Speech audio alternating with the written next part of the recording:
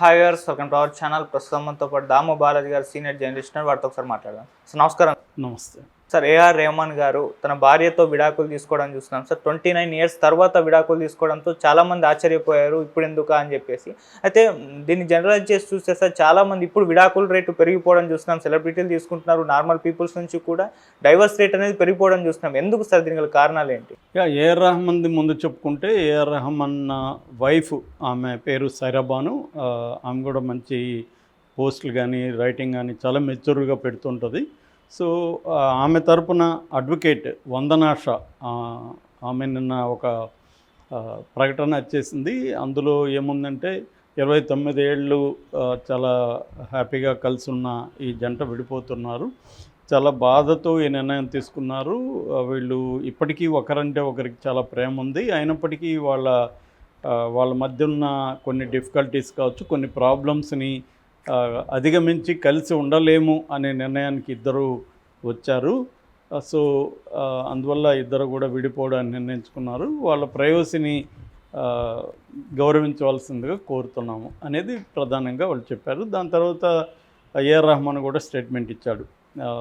So బేసిక్గా AR Rahman మన అందరికి తెలుసు, ఆయన ఇంటర్నేషనల్ స్థాయి మ్యూజిక్ డైరెక్టర్. స్లమ్డాగ్ మిలియనీర్లో ఆయనకి ఆస్కార్ కూడా వచ్చింది. తర్వాత గ్రామీ అవార్డ్స్ కూడా వచ్చాయి. ఇంటర్నేషనల్లీ ఏఆర్ రెహమాన్ అంటే ఇవాళ తెలిసిన పేరు. రెండవది ఆయన గ్రోత్ మనందరికీ తెలుసు. ఆయన 90లో మణిరత్నం రోజాతో స్టార్ట్ అయ్యాడు. అంతకుముందు యాక్చువల్గా ఏఆర్ రెహమాన్ అసలు పేరు దిలీప్ కుమార్. వాళ్ళ నాన్న ఆర్కే శేఖర్, ఆయన కూడా మ్యూజిక్ డైరెక్టర్. వాళ్ళ అమ్మ కస్తూరి.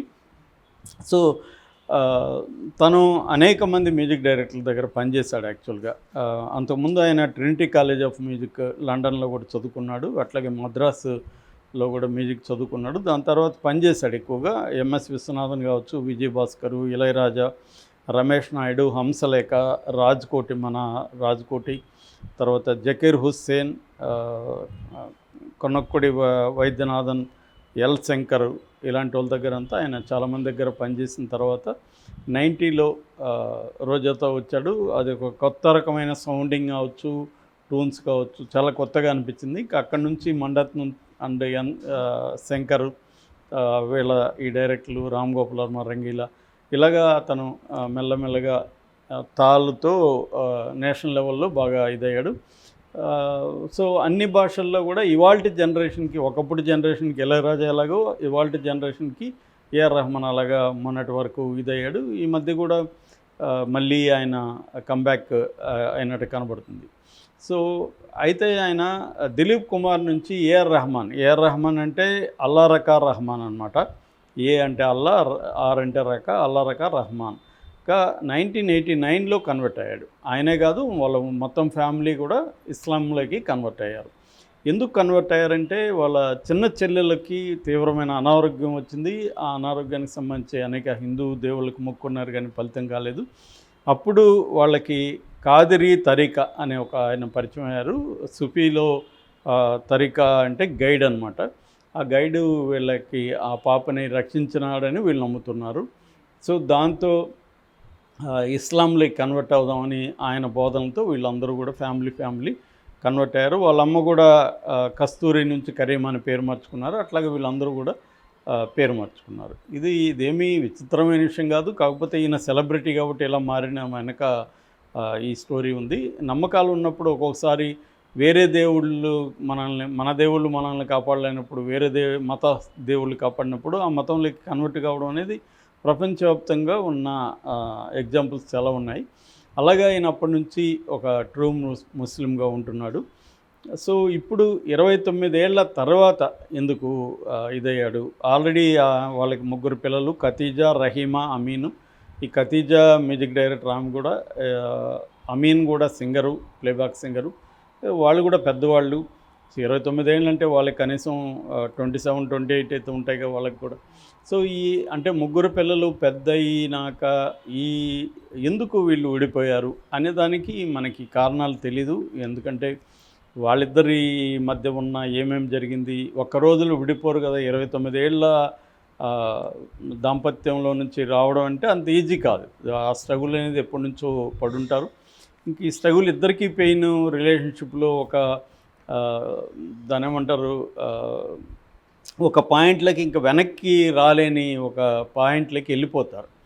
సో ఆ పాయింట్లోకి వెళ్ళిపోయినాక పాయింట్ ఆఫ్ నో రిటర్న్ అంటారు. ఆ పాయింట్ని పాయింట్ ఆఫ్ నో రిటర్న్లకి అది స్నేహితులు కావచ్చు, లేకపోతే భార్యాభర్తలు కావచ్చు, లవర్స్ కావచ్చు, ఆ గొడవలు అనేవి పాయింట్ ఆఫ్ నో రిటర్న్లోకి వెళ్ళిపోయినాక ఇంకా వెళ్ళలేరు, ముందుకెళ్ళలేరు, వెనక తిరిగి చూసుకొని దాన్ని రికన్స్ట్రక్ట్ చేయలేరు. కాబట్టి ఇంకా అప్పుడు బ్రేకింగ్ అనేది అనివార్యంగా ఉంటుంది. ఇద్దరు హ్యాపీగా ఉండాలనుకుంటే బ్రేక్ అవ్వాల్సిందే. సో అందుకని చాలామంది అలాగా చాలా ఏళ్ళ తర్వాత 30 ఏళ్ళ తర్వాత 40 ఏళ్ళ తర్వాత కూడా విడిపోయిన వాళ్ళు ఉన్నారు. బాగా ఏజ్డ్ అయినాక 80 వయసులో కూడా విడిపోయిన వీళ్ళకి ఇంకా ఇతనికి ఇప్పటికీ 57 ఏజ్. కాబట్టి పిల్లలకు కూడా సఫర్ అవుతారు. ఇద్దరు భార్యాభర్తలు గొడవలు పడుతూ ఉంటే పిల్లలు కూడా సఫర్ అవుతారు. మనకి ఈ మధ్యనే కమల్ హాసన్, గౌతమ్ కూడా అలాగే విడిపోయారు. సో మనకి ఇలాగా విడిపోవడం అనే కాన్సెప్ట్ కొద్దిగా ఇప్పుడిప్పుడే డెవలప్ అవుతుంది. కానీ వెస్ట్లో సినిమా వాళ్ళు కావచ్చు, ఇప్పుడు ట్రంప్ కూడా 3 పెళ్ళిళ్ళు చేసుకున్నాడు. మనకి ఇక్కడ విచిత్రం కాబట్టి పవన్ కళ్యాణ్ కూడా 3 పెళ్ళిళ్ళు అంటున్నాం. కానీ నిజానికి అది వెస్ట్లో వెరీ కామన్. అయితే ఇండియాలో కూడా ఇది పెరుగుతుంది. వరల్డ్ వైడ్గా ఈ భార్యాభర్తలు లైఫ్ లాంగ్ కలిసి ఉండడం కాన్సెప్ట్ సీరియస్గా దెబ్బతింటుంది. అయితే ఇండియాలో నిజంగానే డైవర్స్ రేట్ పెరుగుతుందా? చాలామంది 60%, 50% అని చెప్పేస్తున్నారు. కానీ మనకి డేటా చూస్తే మాత్రం 1% డేటా ఉంది, గవర్నమెంట్ డేటా. మేబీ ప్రైవేట్గా చాలా డేటా లేకపోవచ్చు, ఒక 2% వేసుకోవచ్చు డబ్బులు వేసుకున్నా, అంతకంటే ఏమీ లేదు ఓవరాల్గా. అయితే అర్బన్ సెట్టింగ్స్లో మనకు తెలిసిన సెలబ్రిటీస్లో విడాకులు అనేవి పెరుగుతున్నాయి. రెండోది ఏంది, ఇంతకుముందు విడాకులు తీసుకున్న జంట గురించి మనకు పెద్ద తెలిసేది కాదు. ఇవాళ సోషల్ మీడియా ఇవన్నీ వచ్చినాక ఏ జంట ఏ భాషలో సెలబ్రిటీలు సినిమా వాళ్ళు విడాకులు తీసుకున్నా కూడా అది వైరల్ అయిపోతుంది. అందువల్ల ఎక్కువ అవుతున్నట్టు కనబడుతుంది. అయితే అర్బన్ దీంట్లో మాత్రం ఒక 30% వరకు కూడా విడాకుల రేటు పెరిగిందనేది ఒక స్టడీ చెప్తుంది. అయితే ఎందుకు పెరుగుతుంది అనే దానికి నాకు సంబంధించి అయితే జగ్మన్ బౌమన్ కరెక్ట్గా ఒక సోషాలజిస్ట్ ఉన్నాడు. ఆయన దీన్ని కరెక్ట్గా అనలైజ్ చేశాడు. ఆయన లిక్విడ్ లవ్ అనే ఒక బుక్ రాశాడు. యాక్చువల్గా ఆయన థియరీ వచ్చి లిక్విడ్ మోడర్నిటీ. దాన్ని బేస్ చేసుకొని మా ఫ్రెండ్ బి తిరుపతిరావు తెలుగులో బౌమనీయం అనే ఒక బుక్ రాశాడు. దానికి నేను ముందు మాట కూడా రాశాను. సో ఆ బుక్లో అసలు మానవ సంబంధాలు ఎలా మారుతూ వచ్చాయి, ఇప్పుడు ఎలా ఉన్నాయి, ఎందుకు మనుషులు కలిసి ఎక్కువ కాలం ఉండట్లేదు అనేది డీటెయిల్గా ఆయన చెప్పాడు. ఆయన సపరేట్గా రాసిన పుస్తకం పేరు లిక్విడ్ లవ్. అది ఖచ్చితంగా యూత్ అంతా చదవాల్సిన పుస్తకం. అందులో ఇవాల్టి సంబంధాల గురించి ఆయన రాశాడు. ప్రధానంగా ఆయన ఏం రాస్తాడంటే, లిక్విడ్ లవ్ అని ఎందుకు పేరు పెట్టాడంటే, లిక్విడ్ మోడర్నిటీ అంటే ముందు మనం తెలిస్తే లిక్విడ్ లవ్ తెలుస్తుంది. లిక్విడ్ మోడర్నిటీ అంటే ఒకప్పుడు ఉత్పత్తి కేంద్రంగా ఎకనామీ ఉండేది. అంటే ప్రొడక్షన్ సెంటర్డ్ ఎకనామీ అంటారు. ప్రొడక్షన్ అండ్ సెంటర్డ్ ఎకనామీలో పెద్ద పెద్ద ఫ్యాక్టరీలు, ఒకే చోట ఎక్కువ వేలాది కార్మికులు పనిచేయడం, అట్లాంటి ఒక వ్యవస్థ ఉంది. దానికి తగినట్టే సమాజంలో కూడా ఒక జాబ్ అంటే రిటైర్డ్ అయ్యే వరకు మనకు క్లారిటీ ఉంటుంది జాబ్లో చేరితే. అట్లాగే పెళ్ళి అంటే విడిపోయే అనే కాన్సెప్ట్ లేదు, చనిపోయే వరకు. మన మంత్రాలు కూడా ఏం చెప్తాయి, ఇద్దరి చనిపోయే వరకు మేము కలిసి ఉంటామని చెప్తారు. అట్లా ప్రతి మతంలో కూడా ఇదే ఉంటుంది, చనిపోయే వరకు వాళ్ళు కలిసి ఉండాలి. ఇద్దరు ఎవరు చనిపోయినా అప్పటి వరకు కూడా వాళ్ళు కలిసి ఉంటారన్న ఒక ప్రమాణం చేసుకొని పెళ్లి జరుగుతుంది. కానీ ఇవాళ వచ్చేసరికి ఏంటంటే కన్జ్యూమర్ సెంటర్డ్ ఎకనామీ. అంటే ఎకనామీ ప్రొడక్షన్ కాకుండా consumption important. So consumer centred economy అనేది మారిపోయింది. దానికి తగినట్టే ఇప్పుడు యాపిల్ ఉంది. యాపిల్ చైనాలో కొన్ని పార్ట్లు అవుతాయి, ఇక్కడ ఇండియాలో కొన్ని పార్ట్లు అవుతాయి. ఇలాగా ఒక ప్రోడక్ట్ అనేది అనేక చోట్ల తయారయ్యి ఒక చోట అసెంబుల్ అవుతుంది. అంటే ఒకే ఫ్యాక్టరీ ఒక దగ్గర తయారవడం అనే కాన్సెప్ట్ పోయింది. రెండోది కన్జంప్షన్ సెంటర్డ్. ఇంతకుముందు మనకి ఫర్ ఎగ్జాంపుల్ టూత్ బ్రష్లు అనుకుంటే, టూత్ బ్రష్లో ఒక 1000 రకాల టూత్ బ్రష్లు ఉంటాయి, 2000 రకాల సెల్ ఫోన్లు ఉంటాయి. ఎందుకు ఇవి 1000 రకాల సెల్ ఫోన్లు అమ్మాలి కదా, వాళ్ళు అమ్మాలన్నప్పుడు కన్జ్యూమర్ని తయారు చేయాలి.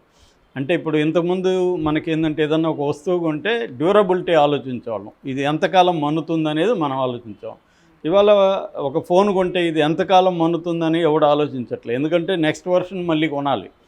సో దీంట్లో ఫీచర్స్ ఏందని ఆలోచిస్తాం.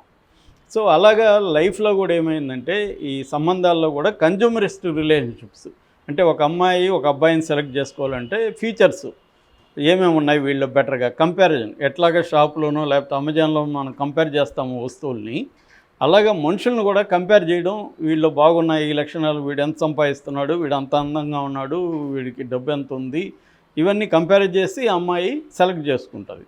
అట్లాగే ఒకవేళ సెలెక్ట్ చేసుకున్నాక కూడా వాడితే ఎక్కువ కాలం ఉండదు, ఎందుకంటే బెటర్ వెర్షన్ ఏదో వచ్చేస్తుంది, మళ్ళీ బెటర్ గై కనబడతాడు, వీడితో ఎందుకు ఉండాలి గొట్టంగాడుతూ, బెటర్ గై ఉన్నాడు కదా అక్కడ మనకి అనే అమ్మాయి అనుకోండి. ఇదంతా నేను అమ్మాయిలకనే కదా అబ్బాయిలకైనా ఇదే వర్తిస్తుంది.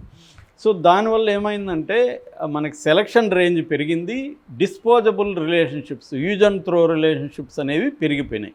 అంటే నిరంతరం ఒకటితోనే లైఫ్ లాంగ్ ఉండాల్సిన అవసరం లేదు, బెటర్ వెర్షన్ ఉంటుంది అనేది పెరిగిపోయింది. అట్లాగే ఒకేసారి నలుగురితో కూడా ఉండొచ్చు కన్జంక్షన్, 2 ఫోన్లు ఎలాగ వాడతారో అలాగా 2 బాయ్ ఫ్రెండ్లు లేకపోతే 2 గర్ల్ ఫ్రెండ్లు, ఎందుకు ఒకరితోనే ఉండాలి ఛాయిస్లు ఉన్నప్పుడు. అంటే విపరీతమైన ఛాయిస్లు పెరిగింది లైఫ్లో, మనకి అన్సర్టనిటీ పెరిగింది, ఇన్సెక్యూరిటీ పెరిగింది. అట్లాగే కమ్యూనిటేరియన్ సమాజం పోయింది. ఒకప్పుడు కమ్యూనిటీస్ ఉండేవి, కుటుంబం కావచ్చు, సమాజం కావచ్చు, వ్యక్తుల మీద కంట్రోల్ ఎక్కువ ఉండేది. ఇవాళ కుటుంబానికి కానీ సమాజానికి కానీ వ్యక్తుల మీద కంట్రోల్ తగ్గిపోయింది, ఎవరు వ్యక్తులను కంట్రోల్ చేసే పరిస్థితి లేదు. అందువల్ల వ్యక్తులు తామే సెలెక్ట్ చేసుకోవాలి, తామే కలిసి ఉండాలి, ఇది బరువు అయిపోయింది వాళ్ళకి. రెండవది ఏంటంటే ఫ్రీడమ్ అనేది ఇంపార్టెంట్ అయిపోయింది. సో మామూలుగా ఏ సంబంధంలో అయినా రాజీ ఉంటుంది, కాంప్రమైజ్ అవ్వాలి, వల్నరబిలిటీ ఉంటుంది, గొడవలు ఉంటాయి, ఓపిక ఉండాలి, ఇవన్నీ ఉంటాయి. ఎందుకు ఉండాలి? నా ఫ్రీడము పెళ్లి చేసుకోగానే ఫ్రీడమ్ పోతుందని ఇద్దరు కూడా భావిస్తున్నారు. ఫ్రీడమ్ అంటే ఏంటి అనేది పోయింది కాన్సెప్ట్. నా ఇష్టం వచ్చినట్టు నేను ఉంటాను, ఉండాలి అనుకోవడమే. ఫర్ ఎగ్జాంపుల్ ఇంట్లో 2 ఉంటే అంతకుముందు వాళ్ళు మార్నింగ్ లేచిన దగ్గర నుంచి కాంప్రమైజ్ అవ్వాలి, 2 ఉంటే 2కి తగినట్టు కదా లైఫ్ చేసుకోవాలి. ఒకడేమంటే వాడు ఫర్ ఎగ్జాంపుల్ మెల్లగా లేస్తాడు, మెల్లగా పళ్ళుతో ఉంటాడు, బయట పని చేయాలనిపిస్తే బయట చేస్తాడు, ఇక్కడ అవన్నీ కుదరదు. ఇంకా 2 ఒక టైంకి లేవాలి, ఒక టైంకి వ్యవహారాలు నడపాలి, ఇట్లా ఒక డిసిప్లిన్ కావాలి, ఇది ఇష్టం ఉండదు. అట్లాగే రిలేషన్షిప్స్లో వల్నరబిలిటీ, అట్లాగే తన పార్ట్నర్ ఎవరు, తన వేరే వాళ్ళతో అఫైర్లు ఉందేమో నిరంతర టెన్షను, యాంగ్జైటీ. అట్లాగే ఇవాళ ఈ సంబంధాలలో ఒక పీస్ ఆఫ్ మైండ్ లేదు ఎవరికి, ఇద్దరికి కూడా నిరంతరం నిఘా పెట్టుకోవాలి, నిరంతరం టెన్షను, నిరంతరం యాంగ్జైటీ, నిరంతరం అన్సర్టనిటీ. రెండోది నిరంతరం సుఖం కావాలి, ఆనందం కావాలి తప్ప బాధ్యతలు ఉండకూడదు.